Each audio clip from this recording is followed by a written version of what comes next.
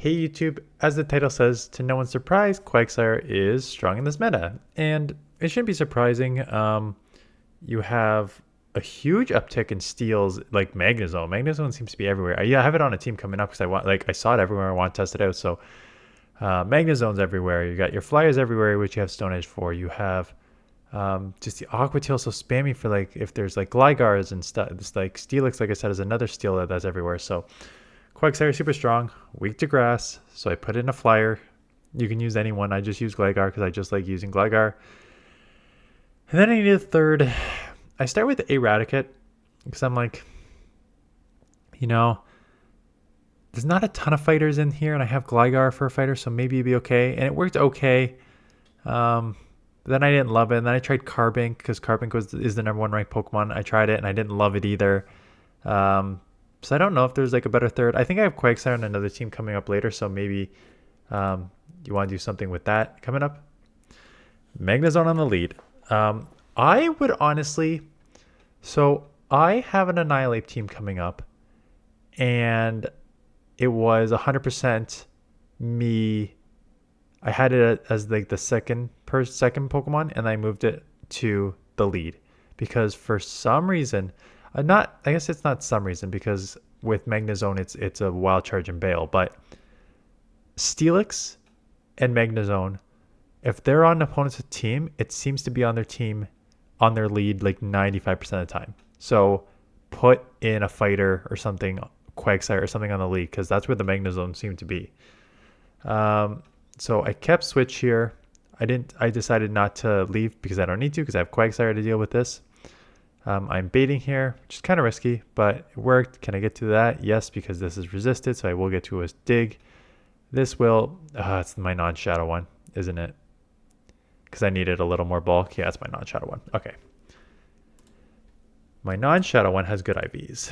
So, I'll go over the IV in a minute here, but let's get rid of that. Let's put in my non-shadow IVs, which are, I'm pretty sure, 5, 14, 15, because they're pretty decent.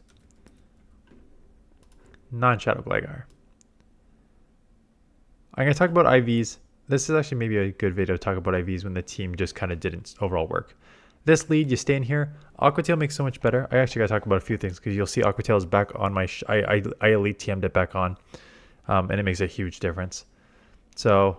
let the first one go to see if they have it. They do. Now I CMP'd. So now it's a question of, I'm going to lose this matchup because I'm just going to get outpaced. So the question is, do I try and catch this next Aqua Tail or do I just go down and then come in like either Raticate or Quagsire? So we'll have to see what I do here. Because I'm going to get outpaced. So there's really no point of staying up here. Yeah, so I'm going to get outpaced. I'm just going to come Raticate and probably quick attack, take a move, because I'm pretty tanky. Not going to take a move. I'm assuming it's going to be a Stone Edge. That's an interesting shield on a very tanky Raticate. I don't love that.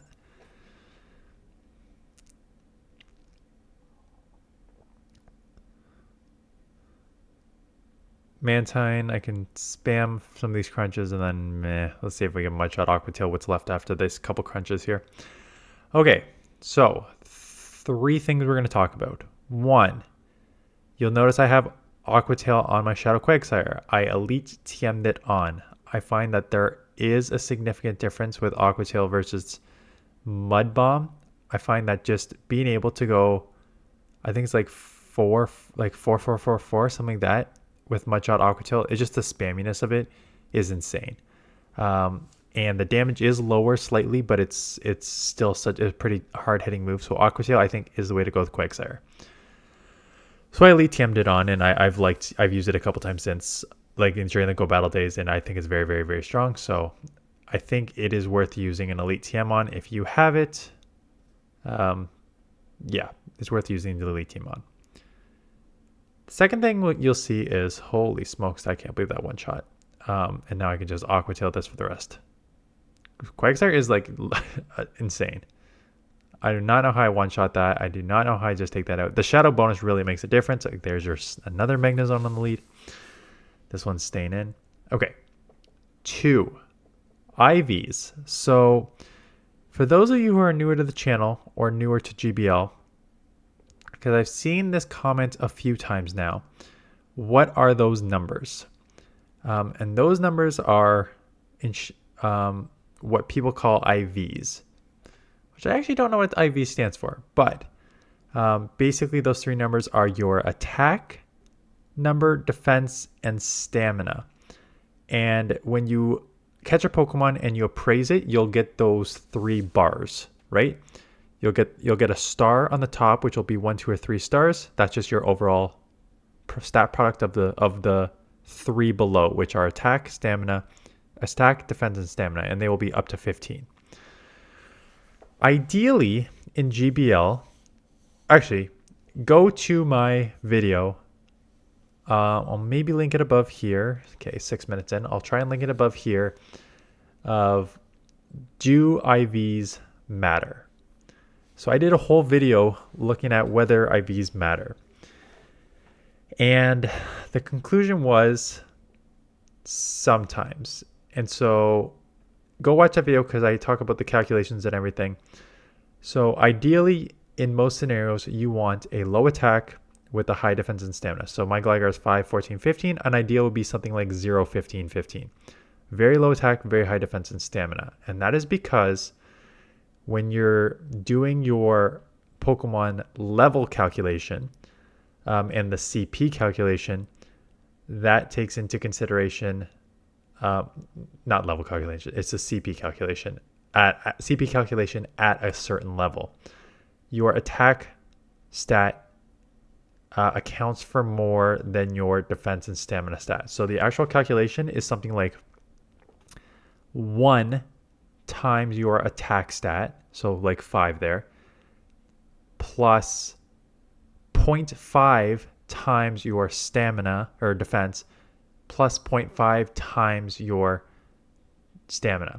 So it's your first attack stat is times by 1 multiplier, but your last 2, your second and third stat products there are multiplied by 0.5. So what that basically means is if you have a 15 attack stat compared to a 0, you will likely, your 0 attack stat Pokemon, like if my Gligar was a 0, 14, 0, 15, 15 compared to a 15, 15, 15, the difference in levels in the Great League would be like 1 to 1.5. So the 0, 15, 15 would be 1.5 levels higher. So it'd be like, maybe this Gligar will get to like 30 something. Let's just, again, I'm just making up these numbers, but let's say this Gligar gets to like level 30, 0, 15, 15 would get to like level 31.5. Like that's why lower attack is generally needed. You will notice, if you watch the video, I just mentioned here, do IVs matter? And the answer is only sometimes. Like 5, 14, 15 is going to be almost borderline comparable to 0, 15, 15. And a lot of the time, having a slightly higher attack stat is actually better for winning like CMP, which is charge move priority. So like in a mirror match, if you are against a 0, 15, 15 Gligar and you have a 5 attack Gligar, you're going to win CMP. So when you both throw at the same time, you win with its charge move priority. You will get to throw your move first, which helps in the mirror match to win that. Plus, sometimes there's like break points and stuff like that where a higher attack stat actually makes a difference to have it. So you'll notice that I sometimes have like these 5, 14, 15 or slightly higher attack stat. You'll notice that my Quagsire is 168 and my Shadow Gligar is an 8, 1, 12. And those are pretty ugly IVs. And the reason I'm using those is because it's the only Shadow IVs that I have with these Pokemon. And for me, in my analysis and having used it multiple times, I would rather have a very, very less than ideal IV that comes with a Shadow than not having the Shadow at all. Right? So I'd rather have a 168 Shadow Quagsire than not being able to use a Quagsire that is a Shadow. And that's why you see a lot of my IVs are kind of weird on Shadows. The other question I get a lot is, why is your Annihilate a 15, 15, 14? Don't you want a low attack? You do. And you think that as someone who's been playing this game since December 2018, and having Kanto tours and stuff probably like 20 times in the past like 6 years that I've played this game, you would think that I have Mankey with a good IV, but I don't. In fact, the main reason is because my best Mankey 01515 is now a 1490 CP Primeape that I've had for like years and years and years. So my best Mankey IV was one that's already a Primeape that I cannot evolve into an Annihilape. And so when an Annihilape came out and I look for my IVs, I don't have any Mankey IVs. And you're going to be thinking, well, isn't Kanto Tour out right now? Can't you just catch one? I have been catching them, and I haven't been catching anything. My IVs are still pathetic. I cannot catch a friggin' Mankey good IV to save my life. So I will eventually get a better Annihilate for Great League, but not anytime soon apparently, because I cannot catch a good one. So that is the main issue with my Great League Annihilate. So those are the whole IV. Again, I started this at 5 and now it's 11 minutes in. I started at 6, I guess. I would go suggest looking at my Do IVs Matter video. Because sometimes when does it really matter? Actually, I was surprised that sometimes it doesn't even matter in these scenarios, but generally it matters when the difference in levels is like 7 to 8. So for example, if you have like a 15 Azumarill, that's like a level 37 Azumarill. But if you have a 0-15 Azumarill, that's like a level 47 Azumarill. So the difference between a 15 attack and a 0 attack Azumarill is like 9 levels. And when you're adding 9 levels of bulk, that makes a substantial difference in your matchups. Like you will pick up a significant amount of wins there.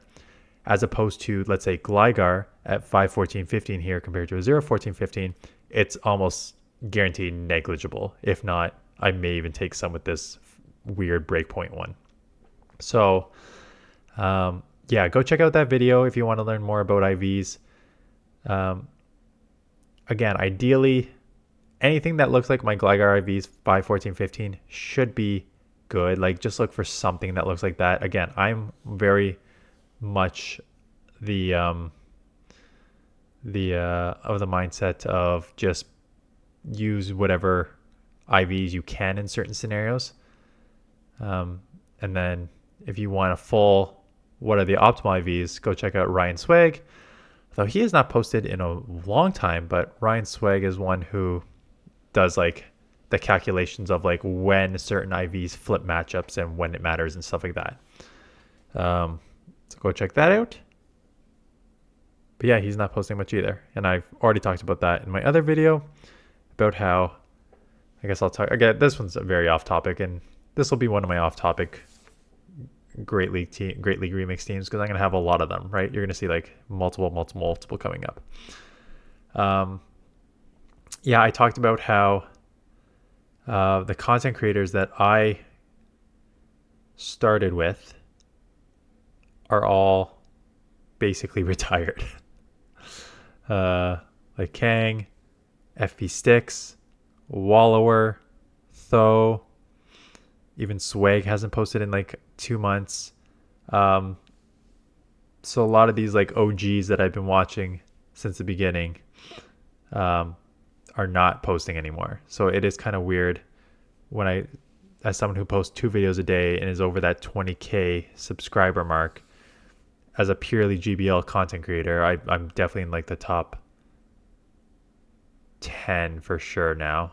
Maybe even like top 6 if you really think about it.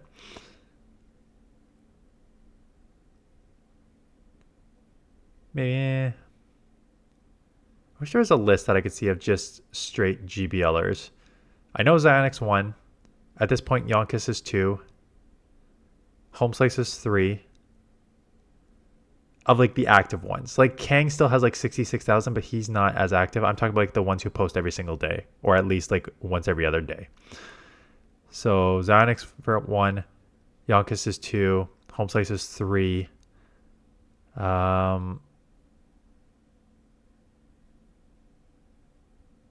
Caleb Pang is an interesting. Oh, Rise still posts a lot.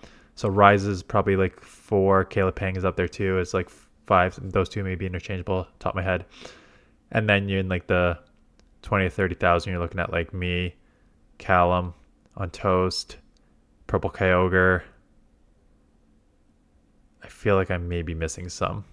If I'm missing any like content creators that are in like the 20,000 plus range in GBL, just GBL only, let me know.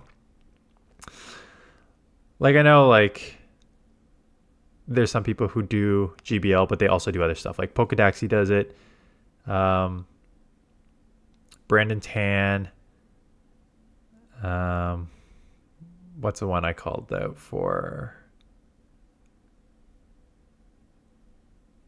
What's the dude that everyone hates, but some people love?